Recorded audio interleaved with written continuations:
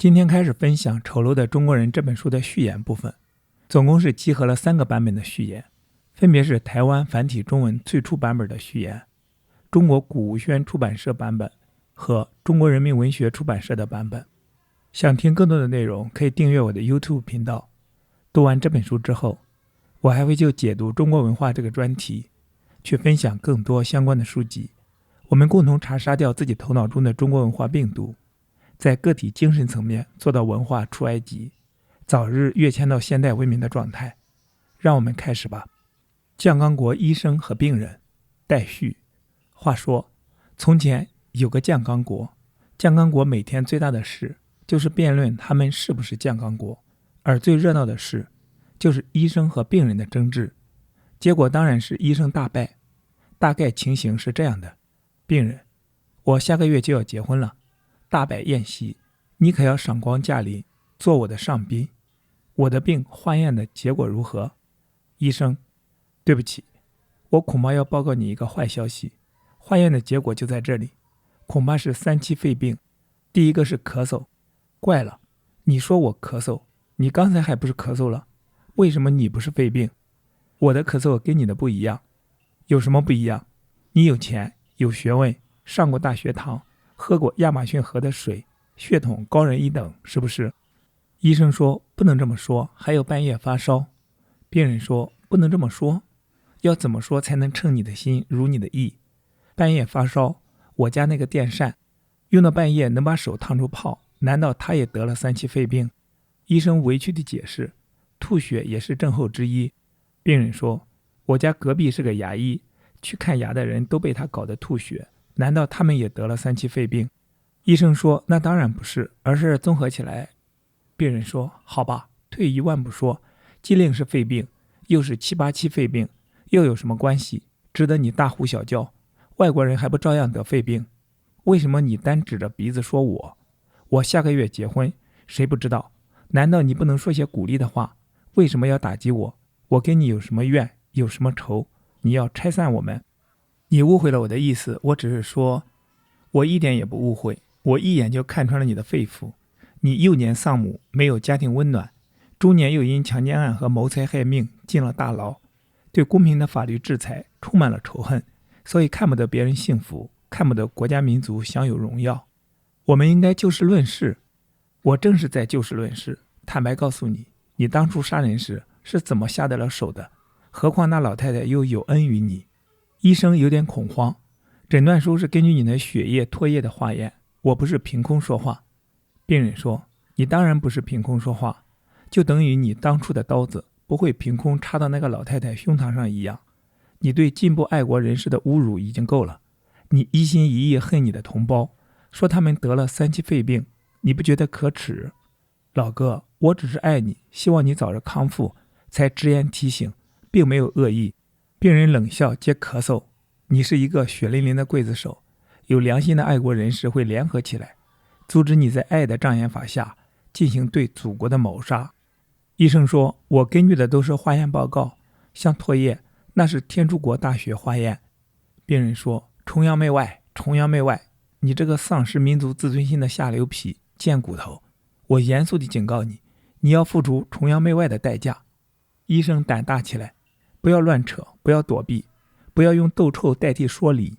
我过去的事和今天的主题有什么关系？我们的主题是你有没有肺病？病人说，看你这个丑陋的中国人模样，嗓门这么大，从你的历史背景可以看出你的恶毒心肠，怎么说没有关系？中国就坏在你们这种人手上，使外国人认为中国人全害了3期肺病，因而看不起我们，对你这种吃里扒外的头号汉奸天理不容。锦衣卫拿下，当然不一定非锦衣卫拿下不可，博洋先生就被拿下过1次，有时候是乱棒打出，有时候是口诛笔伐。1985年7月23日，台北，吴刚伐树我喜刚，为大陆版序。博洋。1982年，台北最大的一家报社举办一连数场的讲演，邀我参加，我拟定题目丑陋的中国人，想不到立刻就被打回票。主持人告诉我，中国人有什么丑陋的？你观众们说自己听吧。结果不声不响，就把我从名单里开除。1983年，位于台中的东海大学学生自治会邀我演讲，我讲的题目仍是丑陋的中国人。自治会主席问我能不能改一下题目，我说再改仍是丑陋的中国人。他请示训导处，同意名字可以不改，但内容不要太过分。我当然遵命，但有一个请求，就是给我一个完整的录音带。学校答应的声音如雷贯耳。讲演那天进到大礼堂，发现前4、5排坐的全是军事教官，会场虽然挤满了学生，气氛却显得肃杀。讲完之后，大家依例鼓掌。过了10几天，学校把录音带寄来，放在录放音机上播出。各位长官，各位同学，接着是一片寂静，唯一听到的是带子旋转声，原来是一卷空白，所有的讲词全被洗掉，多少有点伤感。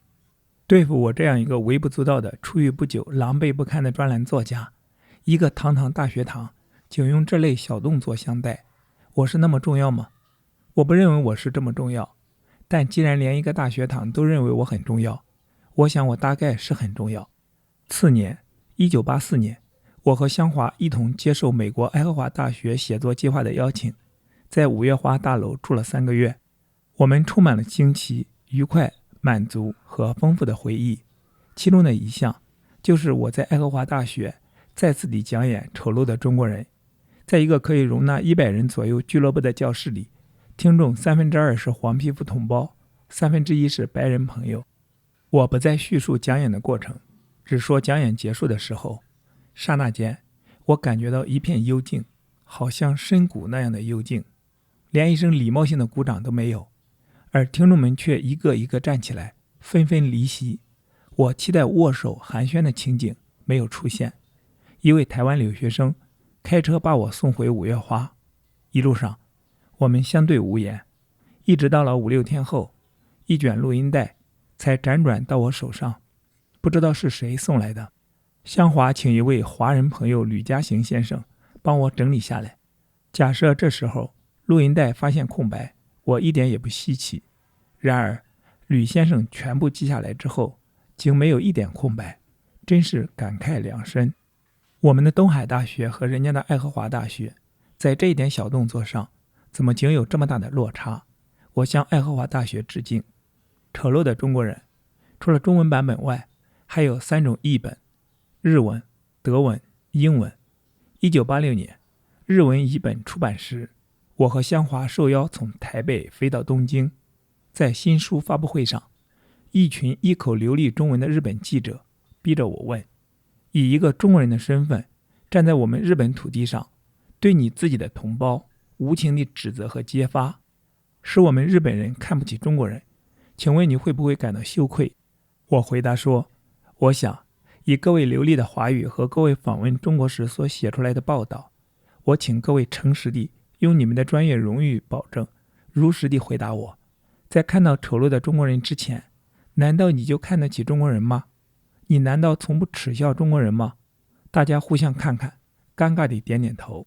我说，你们事实上根本就看不起中国人，但因为你们是日本人，不便讲出来，如此而已。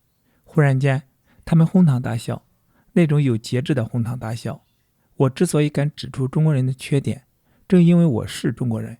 长期以来，你们所看到的多是虚伪骄傲的中国人，而现在20世纪70年后，有检讨能力和有独立思考能力的一代中国人诞生，我们需要各位的帮助。1989年，我第2次回到大陆，在香港一下飞机，立刻陷于闪光灯和记者群中。有记者问，你对丑陋的中国人的遭遇有什么意见？我能有什么意见？然后2003年神舟5号发射成功，北京新华社一位记者先生用越洋电话向我访问，我为这项成功感谢上苍，但他告诉我一个消息说，可是有些人有不同的看法，他们认为政府应该把制造航天飞机的经费救济嗷嗷待哺的穷人。我问，你们对待这些反调采取什么行动？他说，什么行动都没有，谁想怎么说就怎么说。刹那间，一片光明在我眼前升起，我感觉到中国的科技不但在进步，而且我们的人文素质也同时在提升。在这里加一句，自从2012年之后，中国的一切都慢慢地在走回头路，而自2018年3月11日的修改宪法，大大加速了倒退的步伐。好，继续回到这本书。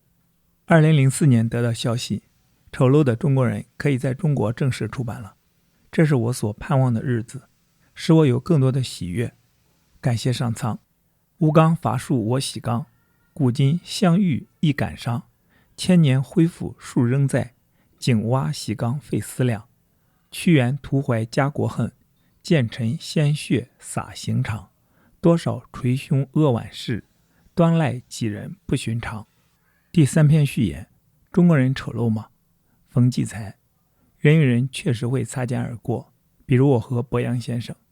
1984年，叶华龄和安格尔主持的爱荷华大学国际写作计划对我发出邀请，据说将与我一同赴美的是诗人徐迟，同时还从台湾邀请了博洋先生，但我突然出了点意外，没有去成，因之与这2位作家失之交臂，并从此再没见过。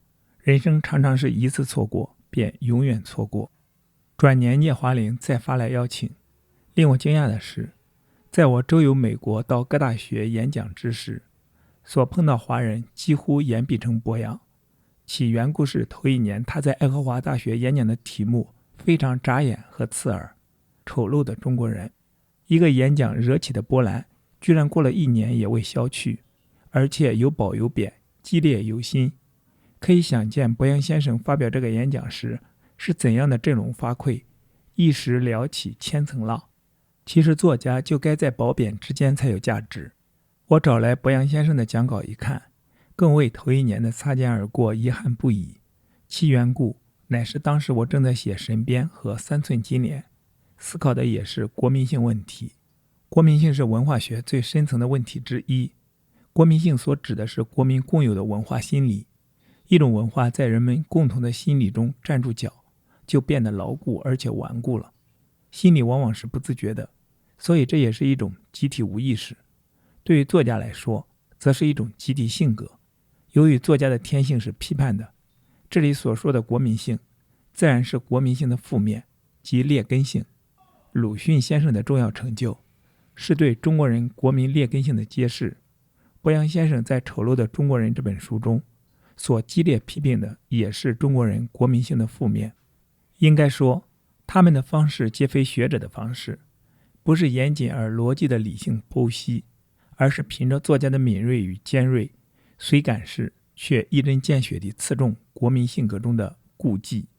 鲁迅与博洋不同的是，鲁迅用这种国民集体性格的元素，塑造出中国小说人物画廊中前所未有的人物形象阿 Q， 遂使这一人物具有深刻而又独特的认识价值。当然，鲁迅先生也把这种国民性批判写在他许多杂文中。博洋则认为，杂文更可以像匕首一样直插问题的心脏，这也是他当年由小说创作转入杂文写作的缘故。故而博洋没有将国民性写入小说，而是通过杂文的笔法，单刀直入地一样样直了了地摆在世人面前。他在写这些文字时，没有遮拦，实话实说，痛快犀利，不加任何修饰，像把一张亮光光的镜子摆在我们面前，让我们把自己看得清清楚楚，哪儿脏哪儿丑，想想该怎么办。被人指出丑陋之处的滋味并不好受。这使我想起从19世纪下半期到20世纪初西方人的传教士文学，也就是那时到中国传教的西方传教士所写的种种见闻与札记。传教士出于对异域文化的好奇，热衷于对中国文化形态进行描述。在这之中，对中国人的国民性的探索则是其中的热点。被传教士指出的中国人的劣根性是相当复杂的，其中有善意的批评，有文化误解，也有轻蔑和贬损，特别是后者，往往与西方殖民者傲慢的心态切切相关。由于人们对1840年鸦片战争以后那段被屈辱的历史记忆刻骨铭心，所以很少有人直面这些出自西方人笔下的批评。这种传教士文学倒是对西方人自己影响的太深太长，而且一成不变，甚至成见地保持在他们的东方观中，这又是另一个需要思辨的话题。然而我们对自我的批评为什么也不能接受呢？无论是鲁迅先生还是伯阳先生对国民劣根性的批评，都不能平心静气以待之。是他们所言荒谬，还是揭伤疤揭得太狠？不狠不痛，焉能触动？其实任何国家和地区的集体性格中都有劣根，指出劣根并不等于否定优根，否定一个民族。应该说，揭示劣根，剪除劣根，正是要保存自己民族特有的优良根性。还有一个问题值得思考，就是我们对国民劣根性的反省始自五四运动。一方面由于国门打开，中西接触，两种文化不同，便有了比较。比较是方方面面的，自然包括着深层的国民集体性格。另一方面，由于在中西的碰撞中，中国一直处于弱势，有责任感的知识分子面对这种软弱与无奈，苦苦寻求解脱，一定会反观自己，追究自己之所以不强的身在于自身的缘故。这便从社会观察到文化观察，从体制与观念到国民性。然而从文化视角观察与解析国民性，需要非凡的眼光，用批评精神将国民性格的顾忌揭示出来，需要勇气。所以我一直钦佩伯阳先生的这种批评精神与勇气，尤其是这个充满自责和自省的题目《丑陋的中国人》，这是多么容易被误解呀！但是只要我们在这些激烈的自责中能够体会一位作家对民族的爱意，其所言之丑陋便会开始悄悄地转化。如今中国社会正以惊人的速度走向繁荣，繁荣带来的自信使我们难免内心膨胀，似乎我们不再需要自省什么丑陋不丑陋了。